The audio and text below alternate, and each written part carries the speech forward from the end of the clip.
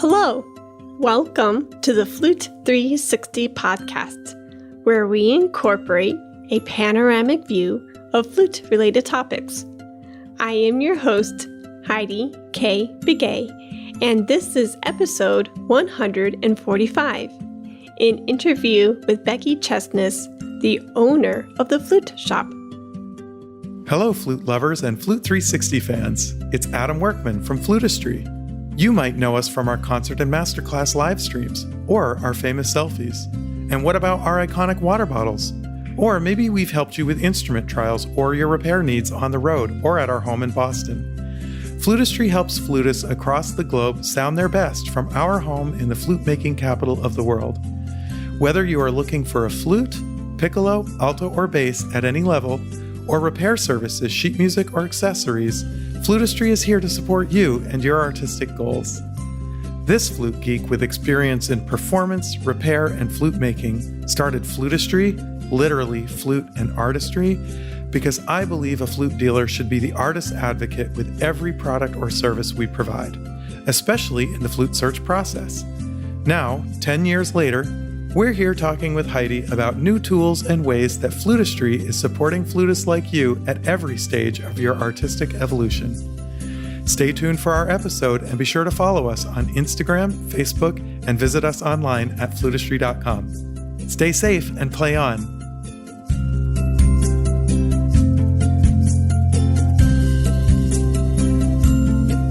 Hi, Becki. Hi! How are you? Good. How are you? Oh, I'm just fantastic. I love the energy. Yeah, people tell me that a lot, and I'm a little bit extra. So No, not at all. I will totally feed off of your extra because I feel like I'm a little extra too. yeah. Yeah. Yeah. It's not a bad thing. No, it's not. And it just means you have this joy of life, joie de vivre, and you're just over the top. And we need people with bubbly personalities like that. Yeah. Yeah. I like your French accent, by the way. Well done. Merci beaucoup. I took a little French in high school and in college, and I wished I would have kept it up. But when you don't, have experiences to practice the language, it dies away. Yeah, I have to tell you, I had a ton of French in school, and I can't speak a lick of it. It's really kind of sad. And I went to Paris, and I could barely say, like, bonjour. So... And all of the French people are probably looking at us Americans like, oh, that's a nice try, but, Exactly. I mean, that's the reaction I got when I would try, is they would kind of be like, okay. It's like, okay, fine. Oh, shoot. Eric and I recently, back in January of 2020, we lived a month in Sofia, Bulgaria. And I bring that up because everywhere you go in and out of cafes and they hold open the door, they say merci in Bulgaria. Oh. Yeah. Isn't that crazy? Yeah. Yeah. I kind of at one point was like, wait, we are in Bulgaria, right? Like, did we get on the wrong flight? Did we accidentally get on some train or something? Yeah, that's amazing. Yeah, but my friend Eva, who is a flute professor there in Sofia, she explained to us later that it's only Bulgarians from specifically Sofia who will thank you using merci because of the French background or colonization or something way back in the day between the French and the Bulgarians in Sofia. Okay. Yeah, makes sense. Yeah, I guess. I probably didn't describe that very well at all, and I probably botched it, but that's the gist that I got. That sounded legit. Oh, shoot. Well, we have a good problem here because I literally will have to refrain from having too much fun with you because I could literally talk to you for probably 2 or 3 hours, it sounds like. I know. Yeah. I'm sure we have tons in common. And yeah, I mean, we should hang out sometime. Oh my gosh, yes. When this stupid pandemic is over, sign me up and put me in your calendar because I will definitely hang out with you, whether it's at the next NFA or maybe when I'm in Yeah. Ohio. That would be so much fun. Yeah, that'd be great. I know everyone is really, really stir crazy Uh, and that kind of stuff. But, I feel like I held it together until just this month. okay. And I'm really like, I think I thought like the new year would come around Mm. and it would just be like everything would be fixed. Yeah. I don't Right? know how I thought that. No, I think, yeah, just that anticipation for sure. So, yeah, Yeah. all good. Well, thank you so much for agreeing to talk with me and for letting me pick your brain. And I just can't wait to share all of this wonderful information with the listeners. Yeah, thanks for having me. And what a cool surprise. Your voicemail, I was like, oh my gosh, this is like such a cool, and I didn't know that about Flute 360. So now that I do, Yay. Yeah, we can share the love. I'm all for that. No, yeah, it's always fun for me to reach out to, like I said earlier, and make new music, flute friends. And I really feel like this podcast is everyone's podcast. And I try to make it this community effort, and yes, I'm speaking with professionals like you, but I'm also speaking with students and amateurs and everyone under the sun. And hence, the different topics and different backgrounds. And, you put all that together and you get Flute 360. So, yeah, I love that. It's one of the things I love, whenever we do have the convention is like you have all these different people from all different walks of life coming together, to experience, we all have this one thing in common, like the diversity and then also the commonalities all in one place is like a super interesting combination. So, so cool. Yeah, so beautifully said. I love that. You're right. We have that common ground of our love for the flute and for music. And Yeah. It doesn't matter your age or your skill level. We are all there to learn from each other. Yeah, so I love it. That's so cool.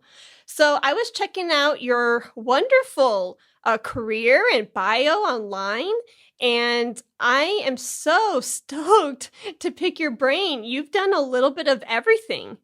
Yeah, I've been really lucky, just to have all opportunities I've had. And I feel like all players who are really doing this for part of their living or all of their living feel so privileged to do that. And yeah, it's just, it's been a wild ride so far and it's not over. So I love your language of wild ride. That's great. yeah. Yeah. I mean, I feel like that is inherent in any music career, right? Like you just never know what you're going to get. So it's part of what makes it exciting. Yeah. So true. So can you share with us a little bit about your wild ride? Yeah, sure. Okay. So, going way back, like so many other flute players, I was introduced to the instrument in school band class at age 12. And I learned pretty quickly that, I had a talent for it, which was like pretty incredible. And, I was lucky enough to start learning from a private teacher and all of that good stuff. So that led me to go to college at USC in California, where I actually studied with Gary Woodward and Jim Walker. And I got to, obviously be out there in the music industry in Los Angeles. And that was just so incredible. USC is such an amazing place. And if you're ever in LA, you should stop by the campus because it just has like this really cool vibe about it. And obviously an awesome music destination and film and journalism and all of these other things. So, and from there, I decided I wanted to come back to the Midwest. So, I've played for some regional symphonies and I started my teaching studio. And teaching is something that I have really come to love and feel at home doing and all of that stuff. It's amazing to me still that people come see me and put so much effort into, they're playing for me to hear every week. That's pretty incredible. I have a lot of students who've been with me for a long time, and it's just like a little family, which is great. So I sort of opened the shop. I don't want to say by accident, because obviously it's been a deliberate effort. But, I had students coming to me wanting repairs done on their flutes. And I finally got to the point where I was sort of like, well, I think I could do that. So, I did a couple just like without knowing what I was doing. And then I thought, well, maybe I should go get trained to do this. So, I went up to see John Lindell at the Vermont Flute Guild, and he and his wife were so, so good to me, and, spent some time up there and getting trained. And then, the flute shop kind of started to form after that from repair. And then I decided to add, accessories and flutes and, all the cool stuff that comes with that. And 3 years ago, I actually moved it. So I originally was, doing it out of my house, as we all start to do. Yeah. And it was getting a little crazy having, just like running a business out of your house. Yeah. You can imagine it was like that. So I moved it to the basement of a performing arts center here in Hamilton, Ohio. And it was there for, I want to say 2 years. And then I moved it to its current location, which is in the Main Street district of Hamilton. It's been a cool little space because it's an old house that was built around 1900. And so, the ground floor is really rehearsal space and showroom space. And then there's a second floor, which is the repair space and teaching space. So yeah, but that's kind of my journey to getting to the flute shop. Wow, that's amazing. You think so? Yeah. No, I know so. It sounds like you didn't anticipate, opening the flute shop up, but it happened, and that's how your path unfolded. And I bet you wouldn't change it for the world. No, I mean, it's just, I really love, it's amazing. Yeah. I can't say enough about that little space. I mean, it truly is like building your own world around you. So it's awesome. And I'm privileged that people, come see me. I mean, I have people who come from Indiana and Kentucky, and, I have a couple of students who drive like an hour one way to see me every week. It's just, wow. It's amazing. What a blessing. Yeah, for sure. Yeah. And I love how you mention, the Kentucky folks and the Indiana folks, right? Because you're right. You're forming this little mini family, little mini community around you and your shop. And it makes it really special that way. Yeah, absolutely. Yeah. And I hope it'll continue to, flourish and grow.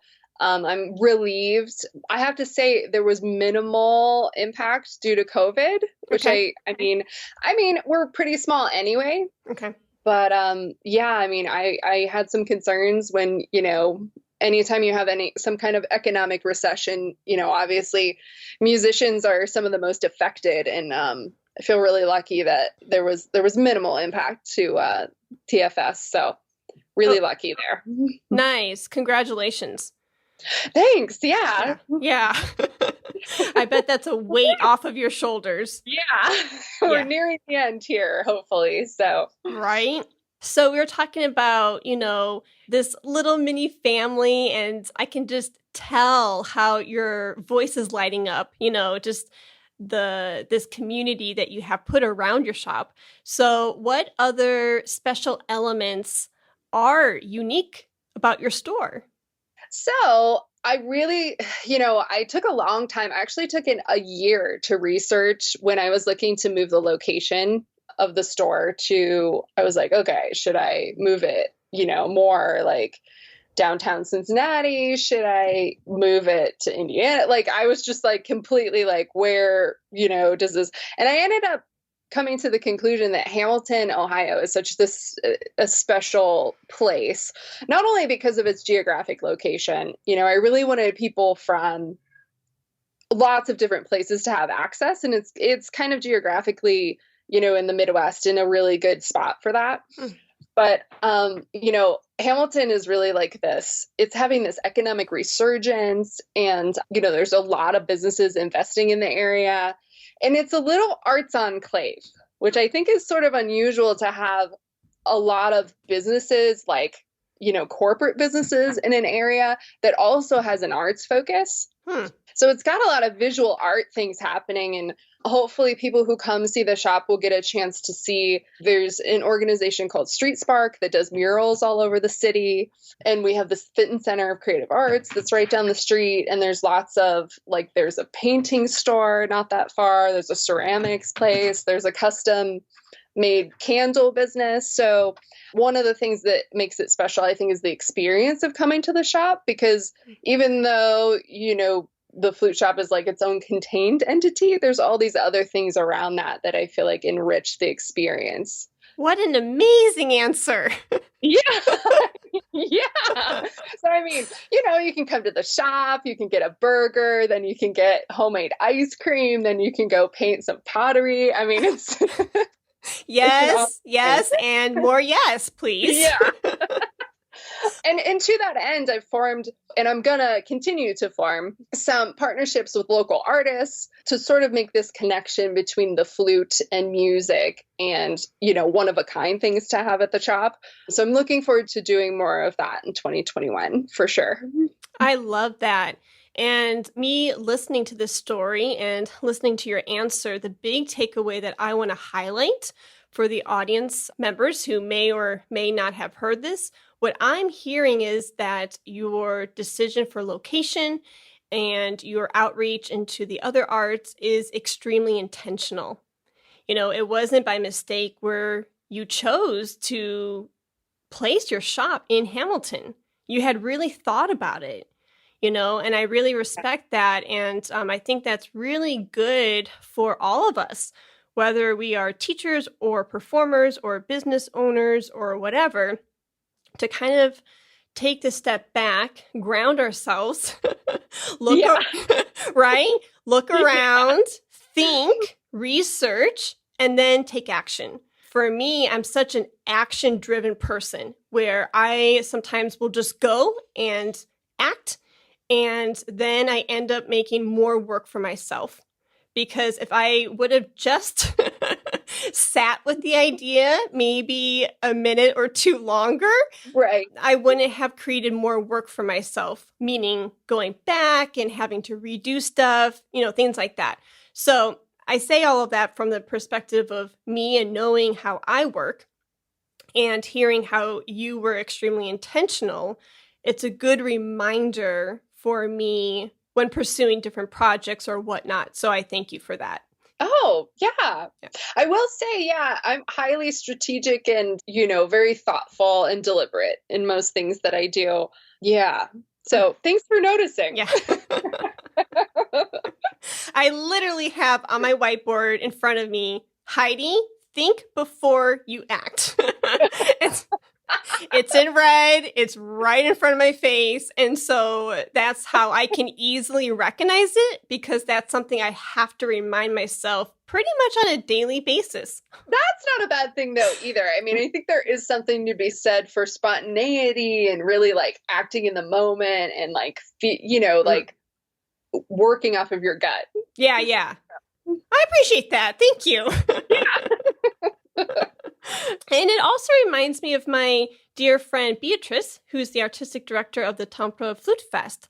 And I've been working with her for the last 2 years. And when I talked with her and how she organizes the festival, her answer in her talk was very similar. She said, before I started the organization, she said, I had to make sure and I had to lay out my goals and I had to figure out my vision for the project. And I had to see if I could fulfill it and how I was going to fulfill it and what steps were necessary before I pulled the trigger. And so I just say that because I like to piggyback off of past conversations and make those connections for everyone. Yeah, that's interesting. Yeah. Very So cool. So you've been around, or the store has been around since 2018, correct?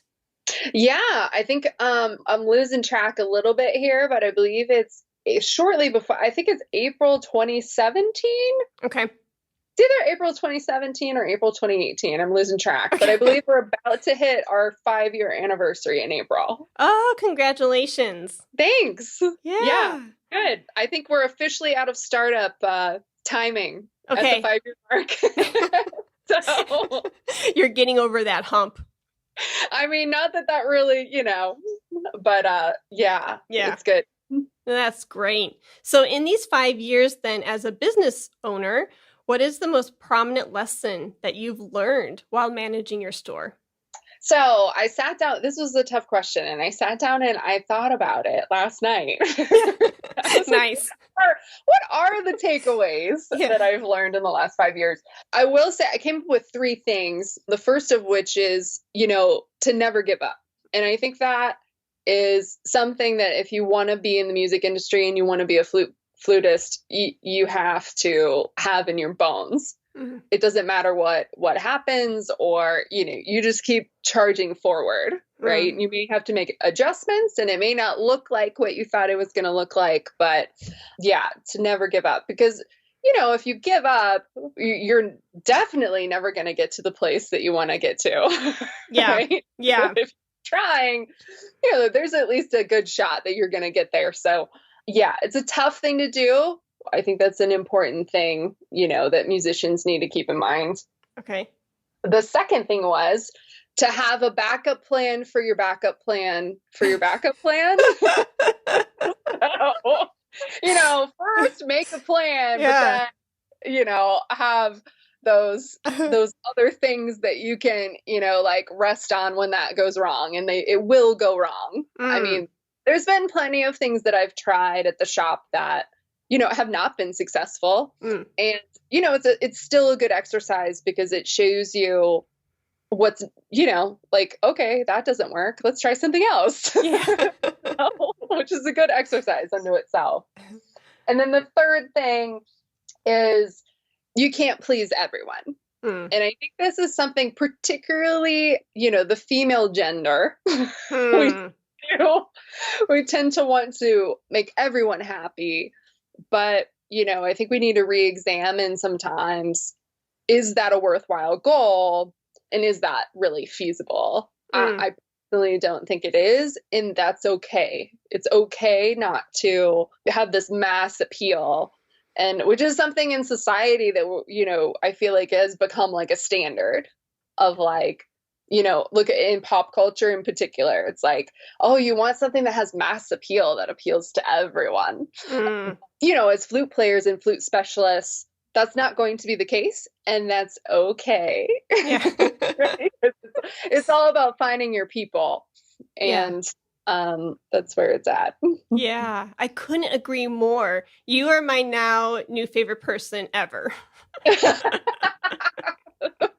Wow, that's high praise. Yeah. Oh, shoot. Well, that's very sweet. But no, in all seriousness, literally just even all 3 gold nuggets, I loved it. I'm eating it up like crazy. But the reason why I say this is because even how you said number 2, have a backup plan for the backup plan for the backup plan. And that is so true. But you said it with so much life and humor, and you're able to laugh at that too. And I can resonate with that because I don't know all of the ups and downs or trials you had starting the store, or, any ups or downs you may have had in your flute career.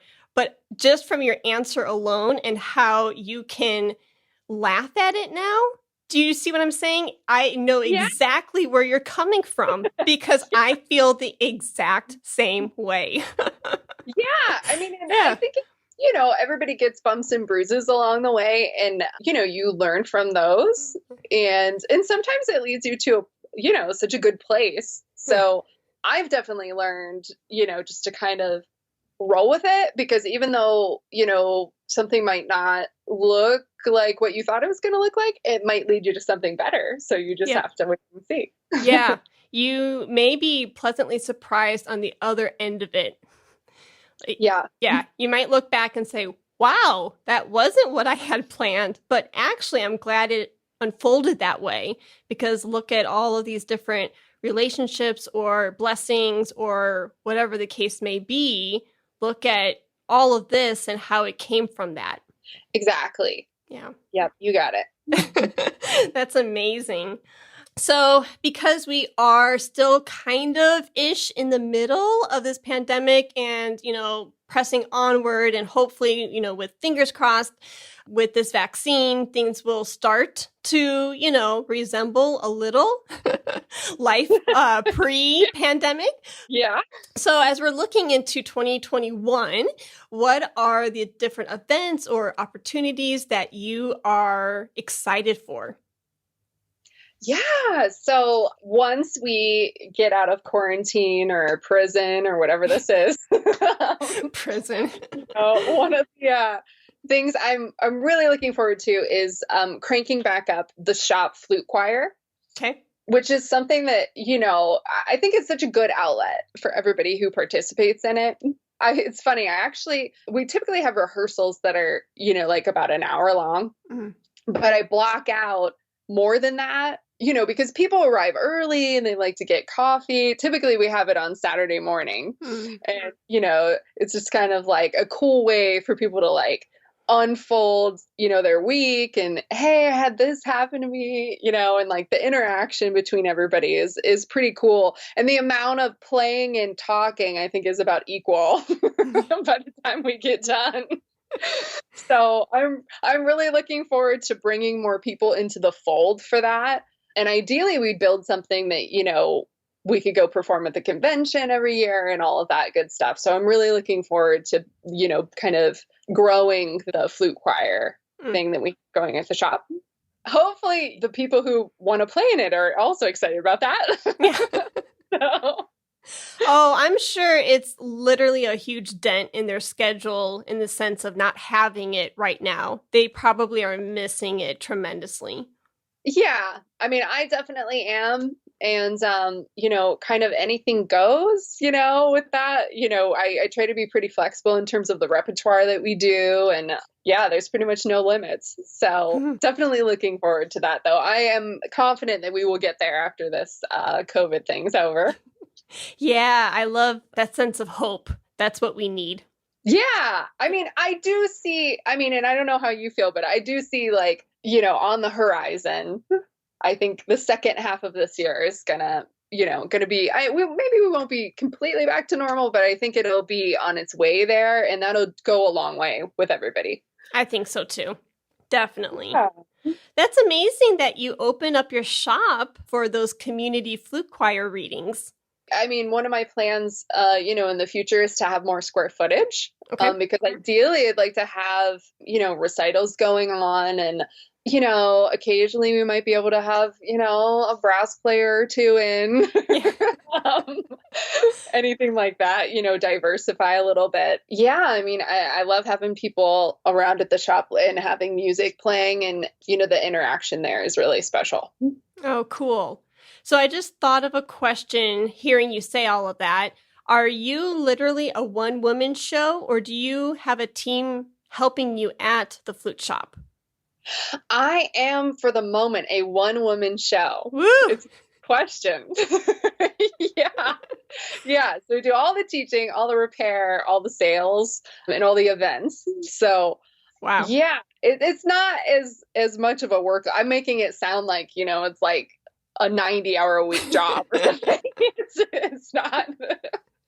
Not that bad. I mean, yeah, hopefully I do have help in the sense that we do have a studio accompanist, and she is just like phenomenal, and she helps me, fill the holes sometimes for anything that needs filled. But yeah, I mean, it's something that's cool. If you call or email the shop, I mean, you're gonna get me. Okay. Whether you like it or not. So. Well, with your bubbly personality, I cannot imagine too many people hating the fact that you would be picking up the phone call every time. So oh thanks. There's just no way. It's impossible. Oh, shoot. That's amazing. So, since you are this one woman powerhouse over here, what tips or what advice do you have for somebody who wants to be a be an entrepreneur in his or her own right? Not necessarily maybe opening up their own flute store, but having that entrepreneurial, drive or passion. Yeah, I think I always felt like I was a little bit different. Okay. And I think some of that came from, just the fact that I'm a musician, because we're our own breed, let's be honest. And then, but some of it is that entrepreneurship sort of thing. And, I remember thinking at age like about 14 or 15 that I wanted to start my own business. And one of the things is just getting educated. I can't emphasize how valuable education is. Obviously, USC, my experience there crafted the person I am now. And just obviously some of the, thanks mom and dad. Yeah. That too. But, so education is so important. And I think it's just about having a vision, really. Okay. And being brave enough to really think that you can bring that to fruition, and then trusting that it has value and other people are going to see value in that as well. Okay. Oh my gosh. So wonderfully said. So in a follow-up question to that, you said, at 14, 15, you saw and you had wanted to start up your own business. What do you think contributed to that notion? Like, was it your parents? Because we have all these different influences growing up, right? Whether it's a teacher or a mentor, a parent, an aunt, an uncle, right? So I'm just curious if 14 is young, Yeah, isn't it? Well, I remember before that, I was going to be the president of the United States. And so, heck yes. This is really a more realistic goal. Yeah, I mean, I think it probably was. I mean, my parents are no slouches. My dad is an aerospace engineer, and he's got patents and all kinds of stuff, and my mom worked in multiple lines of work throughout her life. So, I mean, yeah. And I think, you obviously, get a musical influence. I mean, we always had music and movies and all of that stuff kind of very present in our house. So, definitely the music stuff comes into play there as well. Oh, nice. Very cool. Yeah. So since you mentioned your dad and having patents and being some sort of scientist, is that what I'm hearing? Yeah, he's actually a metallurgist, which comes in handy, Whoa. when you're in the flute market. I'd say. Yeah. So does that have anything to do with the pads? There's something specific that you present or approach your pads differently that I read on your website? I have some repair techniques that, aren't the standard way that, the traditional way that people do repair techniques. Okay. And a lot of those come from aviation and sort of general, manufacturing techniques and that kind of stuff. I mean, for any listeners that aren't familiar, I mean, the flute world has really made some giant leaps forward in terms of manufacturing technology and all of that in the last couple of decades. I mean, really some pretty groundbreaking stuff with cladding and, and you can see that in the catalogs of all of the manufacturers, like it's much more complex and diverse product lines than it used to be. There's all kinds of things out there now.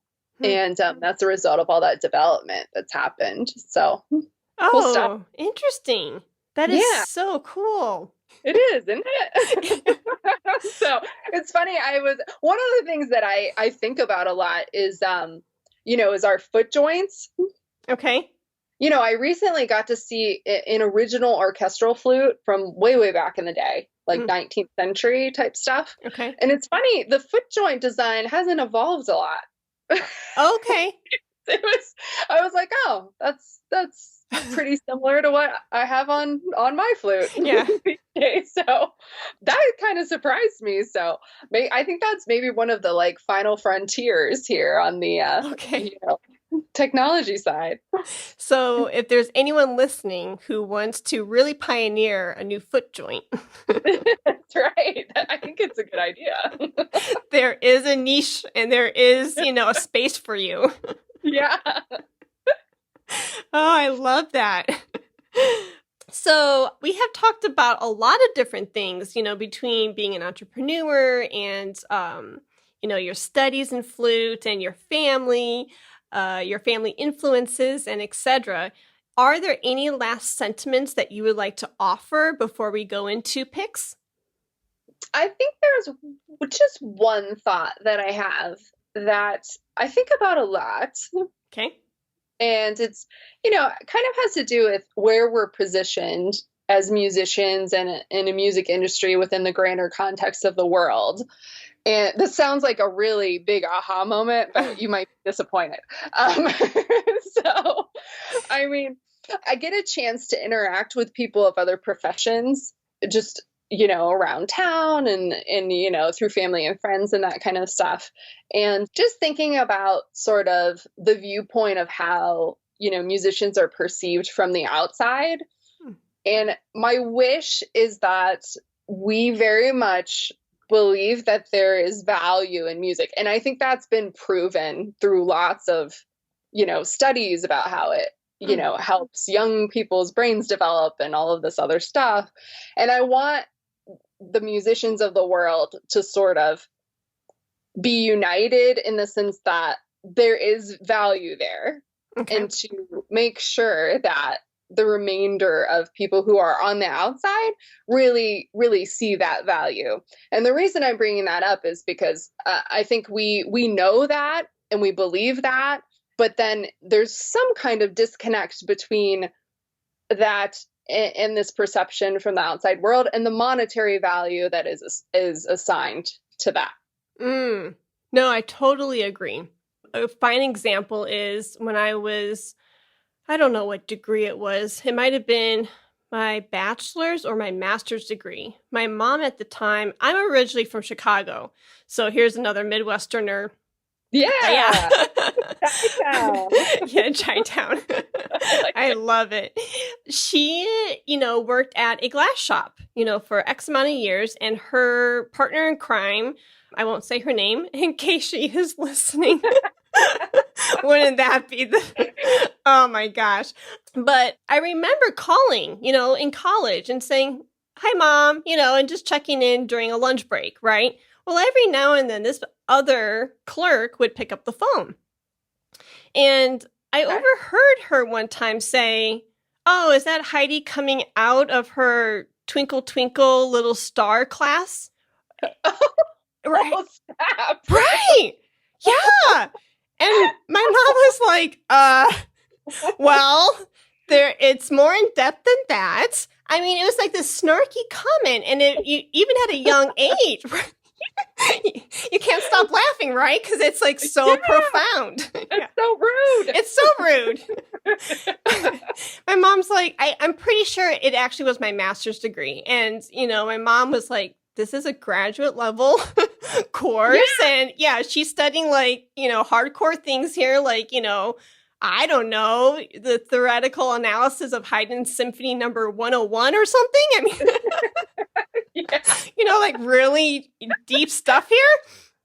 And she's like, oh, okay, yeah. And she was real flippant, just like kind of, rolled it off like, oh yeah, whatever you say, And so I say all of that because there is this perception, sometimes, not all of the times, but there is this perception sometimes of, oh, music is easy, or there isn't that value of music because they think of, maybe it is extremely approachable in the sense like, oh, anyone can do it.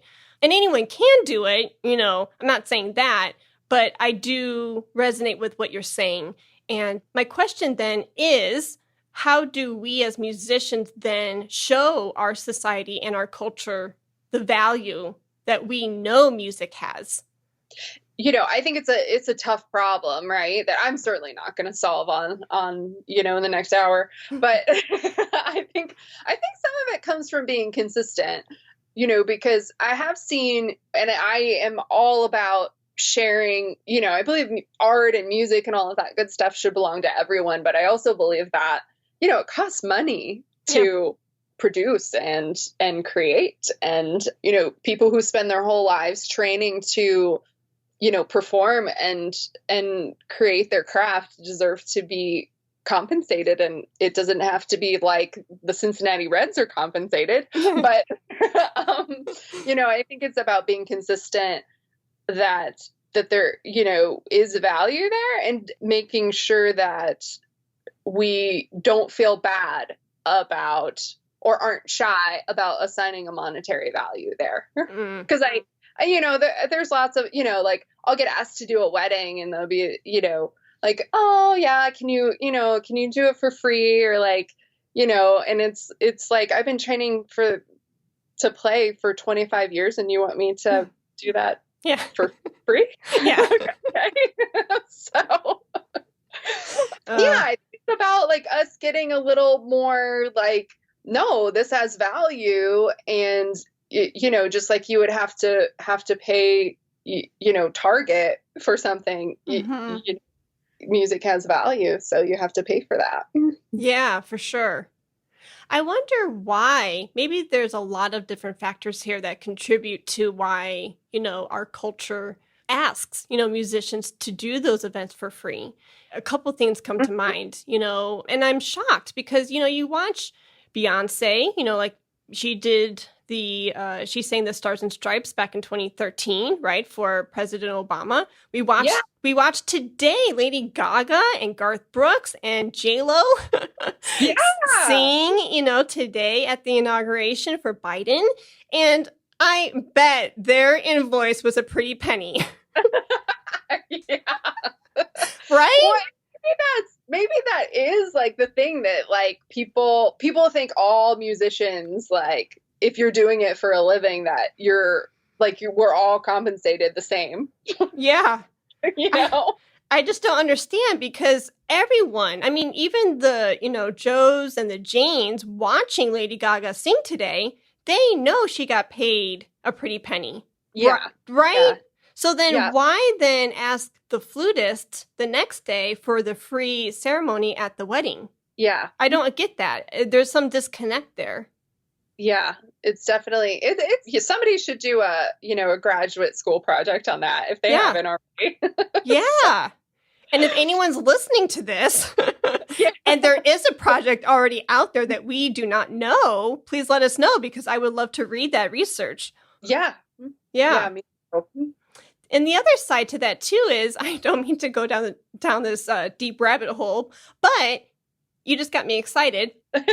Maybe the other side of this too is like, perhaps because music is so accessible in the sense of like, we sing happy birthday at the dining room table for our sibling or our loved one, right? And so like, music is in our life, even at the celebration level, at the, whatever event. So I don't know. Do you see where I'm going with that? Yeah, I think, it's part of everybody's day-to-day life. And so maybe you're right. Maybe people are just desensitized. And there's so much of it out there. Right. I mean, I don't even know if there's like a bottom to Spotify. I mean, it's just like there's so much stuff on there. So yeah, maybe that is part of it, that people have gotten desensitized sort of to that. There you go. I love it. And now some graduate student has a wonderful thesis topic. Yes, I like it. Oh, shoot. So you have a wonderful idea about picks, and I love your creativity.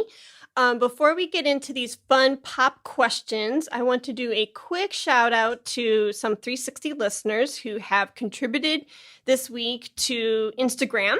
And so I want to make sure that your name is heard and all of that jazz. So we have the Tampa Flutefest through Finland with the artistic director, Beatrice Macias. Thank you for your shout out. Also, the Texas Flute Society. Good luck with your virtual flute festival in May.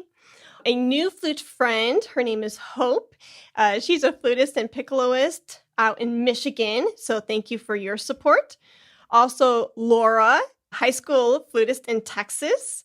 Good luck with your college auditions. Eric, who's my student, he did a couple shout outs for 360 this week, so thank you so much. Ingrid, who is a wonderful flutist at the high school level. She plays beyond her years, and I get to see her every week through a virtual flute performance hour set up by Don Bailey. My good friend Denisa, who is a music theory and flute professor at Pittsburgh State University in Kansas. Paula, who is a Dallas-based flutist and teacher. Thank you, Paula. And Matthew, who's a trombone professor out east. Thank you to everyone who supported 360 this week. Wow, that's quite the list. Yeah. So what do you have to do to get a shout out? Oh, yeah. Actually, it's a new thing I just started. So this is the first episode I've ever done a shout out. So you are the lucky, you're the lucky one to hear that list. But yeah, no, it was either retweet a post through Twitter or to throw, the post out through an Instagram or Facebook story, to tag somebody, one of those three things. If you did one of those three things, you got a shout out. Awesome. That's such a cool idea. Oh, thanks. Going back to the beginning of this conversation, I say every week on my social media platforms to my listeners, like, this is your podcast too.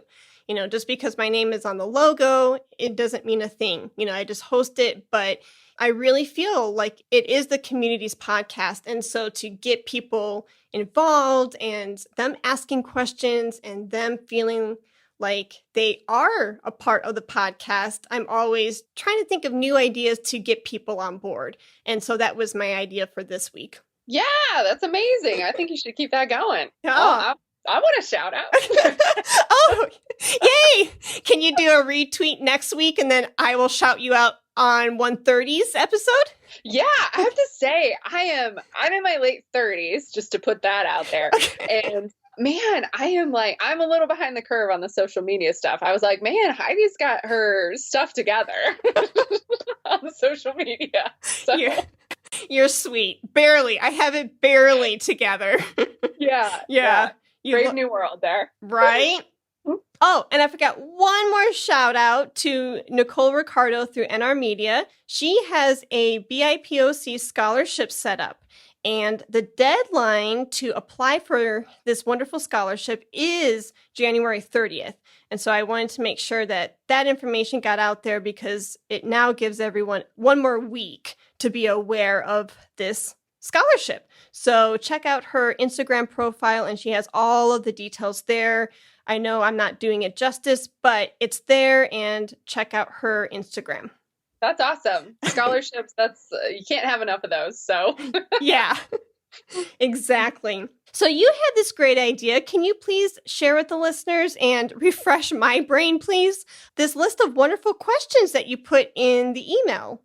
Yeah, so I've always wanted to do this. And since I will probably never be interviewed by anybody ever again after this one, I'm a huge fan of the show Inside the Actor's Studio. Okay. And, there's a list of questions that they always do at the end of that. It's called the PIVO questionnaire. And I've always wanted to do it. I think I put it in print one time in a program because I thought that would be really fun. But nobody really commented about it, which I thought was funny. Huh. But I thought it'd be fun for us to do it because I feel like you learn a lot about people just because the questions are pretty random. So yeah, they are. And I'm quickly skimming through this list because I honestly am trying to think of my answers right now. Yeah, you're like, yeah. I know, they're kind of hard.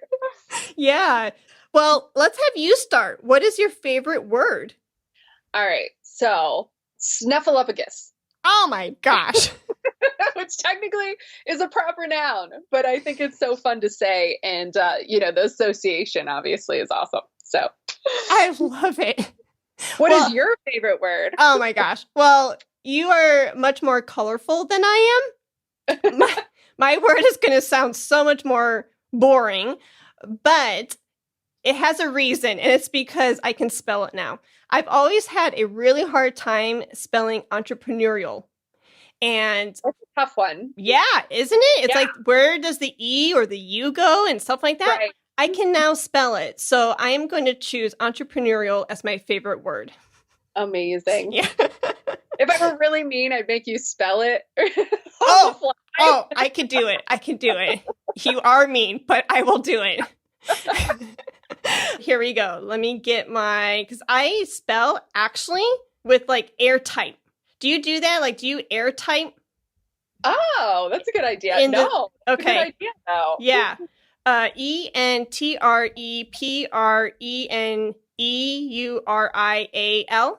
Yes, I believe you got it. Okay. I'll have to listen to that back and really do a spell check. Yeah. And if I didn't spell it right, it's not going in. Yeah. Fair enough. I love it. What is your least favorite word? This one's hard because there's, I feel like there's so many negative words out there that, are up for grabs. But I have to say, a friend of mine, it was funny. We were actually talking about this a couple months ago. And I remember she said she doesn't like the word moist. Oh. So I have to nominate that one. I have to say it's just a gross word. Moist. So it sounds slimy. Yeah, it's just like the S and the T together, and it's just it's got a weird connotation. So I'm gonna go with moist. You've really thought of these. I feel so behind. Oh my gosh. Well, just even reading that on the page, like, what is your least favorite word? Instantly, I think of something gross. And so, not to be out there, or I'm not crossing a line. I'm sorry if I am. But literally, I gag at just the word vomit. I would, just... You vomit at the word vomit? Yeah. So that would be my least favorite word. That just sounds icky. Yeah, that's a good one. Yeah, agreed. Oh my gosh. What turns you on creatively, spiritually, or emotionally?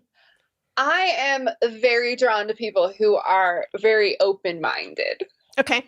I really love that. And I really like people who are open-minded. So. I love that. And just having those conversations and feeding off of each other in that way. Yeah. Yeah. Cool.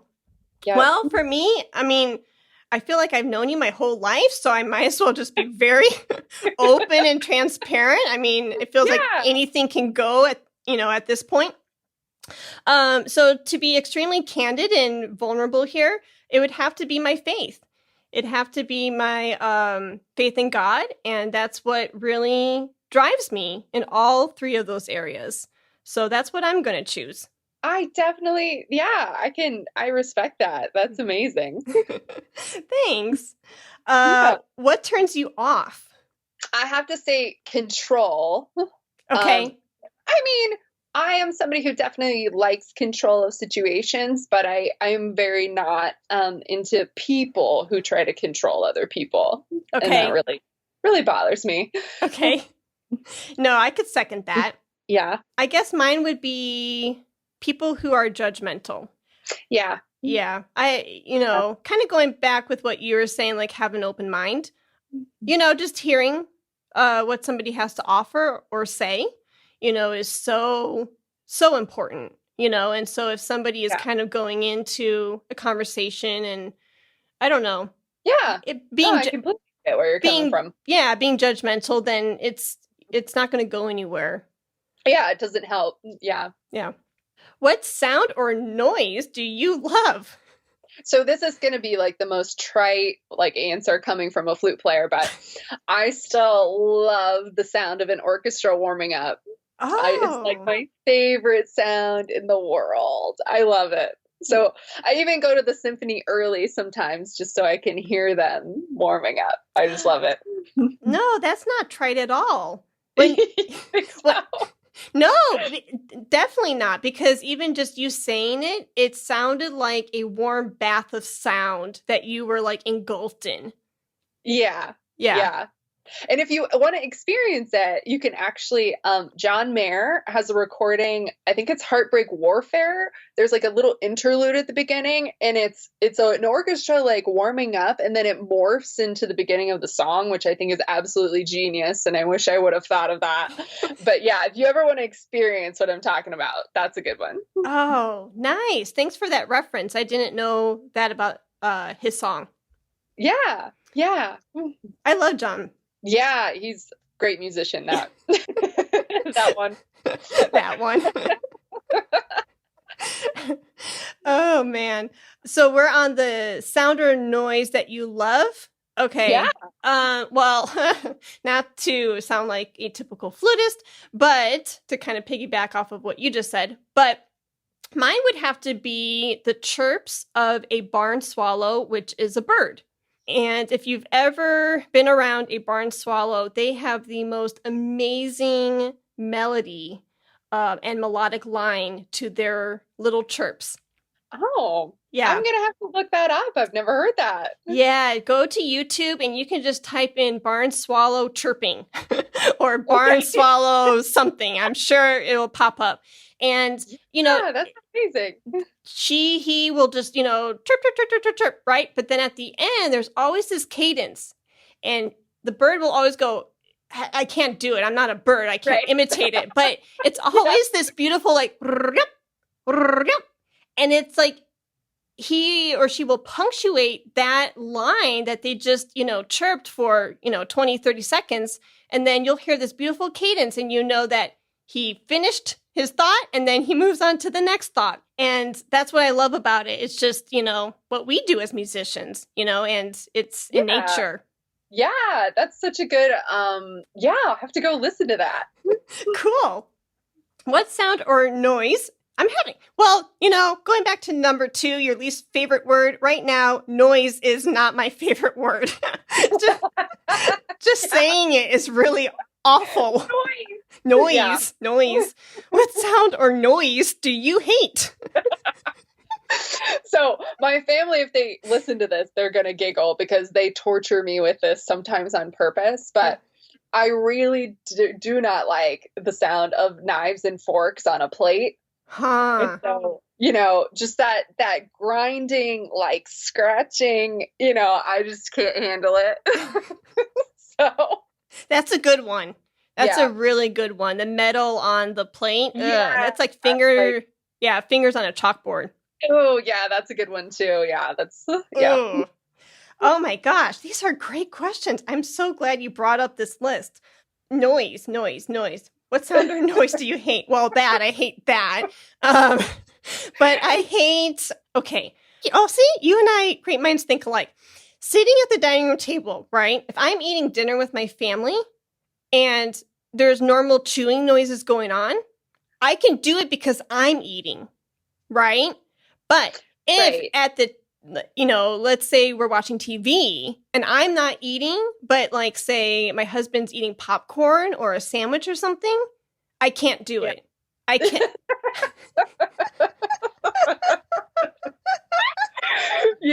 I know what you mean. And I don't know. I mean, he's not doing anything gross. He's just eating normal popcorn like a normal dude.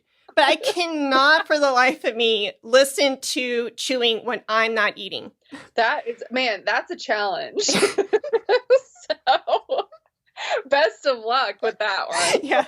I either am a total brat and I say go to the other room, or I will go to the other room because it's literally that bad. Yeah. Wow.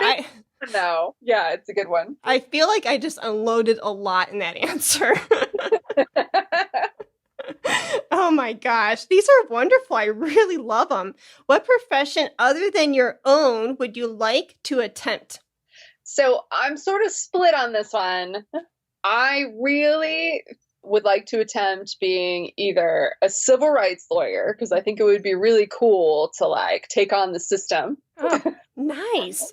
Or a ballroom dancer, which ballroom dance is actually a hobby of mine. Whoa. For the last couple of years. And it's, so ballroom dance, I think that would be great fun. Oh my gosh. What great answers. What about you? Oh my gosh. It would totally be a detective. Really? Yeah. That's fun. I remember in kindergarten, the teacher said, draw yourself in your future profession. And I drew myself as a cop. And I went home and I was like so pumped. And my mom's like, no, I don't want anything to happen to you. You're not getting shot by a bullet. You're not going to be a cop. And I think that traumatized me. I was like, yeah, I don't want to be shot by a bullet either. So here I am as a flute teacher. So, yeah. Judging by the number of TV shows that are about that, lots of people find that fascinating. Right. Exactly. And you've got me because I feel in my next life that I need to be like Olivia from Special Victims Unit. Yeah. Yeah. She's awesome. She is the bomb. Yeah. So I want to be Olivia. Awesome. What profession would you not like to do? So I get really motion sick. Okay. And so traveling, I make myself do it because you can't, like just be at home all the time. But so I would have to say a flight attendant or a pilot. I think those people are amazing that they like do stuff while this aircraft is moving. Okay. It's like amazing. Yeah. Wow. Well, kudos for you to step outside of your comfort zone and still travel, even though it's not your, forte. Yeah, you got to do it. And, Dramamine helps. So you could also have you ever tried peppermint oil? I have not tried that. Okay. Put a couple drops. It has to be organic. Don't do like man-made perfume base because that's not the point. Okay. If it says like organic or pure grade, something like that, and you just get peppermint oil at Sprouts or Whole Foods, and it probably costs maybe $8.50, $10. And all you need is a couple drops, and you just lift your tongue, put a couple drops under your tongue, and that should help your upset stomach. Oh, I'm going to try that. Cool. Great. Good tip. Thank you. Oh, you're welcome. That's what I'm here for. What profession would I not like to have or do? Oh my gosh. The one thing that I would love to say that I would have the stomach for, speaking of stomachs, I would love to be like a medical doctor or some kind of surgeon and help save lives or help somebody, just to feel better. But I could not. Between the needle, between the needles and the other tools that they use, it just make me queasy. Yeah, it's pretty graphic, fluid-based profession. So Yeah, I love it, but ew. Yeah. Very descriptive. Thank you. Yeah. Take that one to the bank. Yeah. Oh my gosh, I'm having way too much fun with you. Okay, so now the last question. If heaven exists, what would you like to hear God say when you arrive at the pearly gates? I would like to hear, "Well done, a life well lived." I love that. That's the goal. I love that. Yeah. What about you? Mine would be the exact same. Good job, good and faithful servant. Oh, I like that. Yeah. You did. And then, of course, after, you get to see like all your family and all of your pets that have died before you. Don't forget the pets. That's right. Oh my gosh. At the end of the episode, I always have an outro. Not to make anyone teary-eyed, but, why not share since we're speaking of heaven and, cats in heaven and dogs in heaven. At the end of the podcast, I always have an outro that says goodbye, thank you for listening. And then I have me saying, let's talk about Flute, like a little cute tagline. And then my cat, Arpeggio, she goes, meow. Yeah, and she passed away 3 years ago. So I put that in at the end to give her, a tribute into the podcast. And so my friends who know Pej and who knew Pej, they knew instantly that was her meow. And when 360 was launched and everything 3 years ago, they called me and texted me and said, "Oh my gosh, Heidi, I was bawling my eyes out. Why did you do that?" Yeah, it's so cute. Yeah. It's such a idea. Oh, shoot. I loved everything, Becki, about this conversation, literally from the beginning to the end and everything in between. I thank you for... Thank you.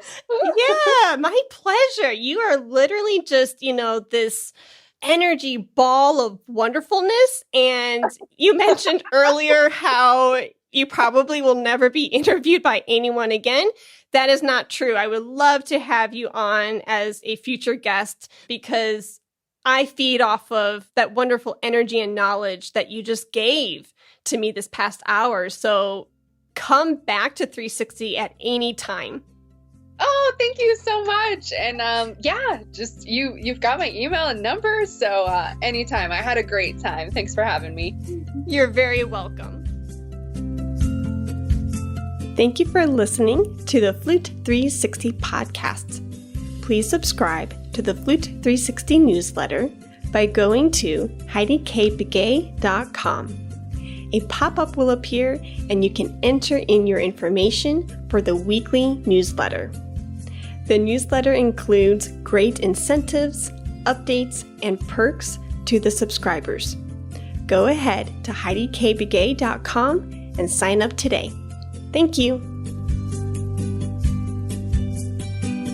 Let's talk about flute.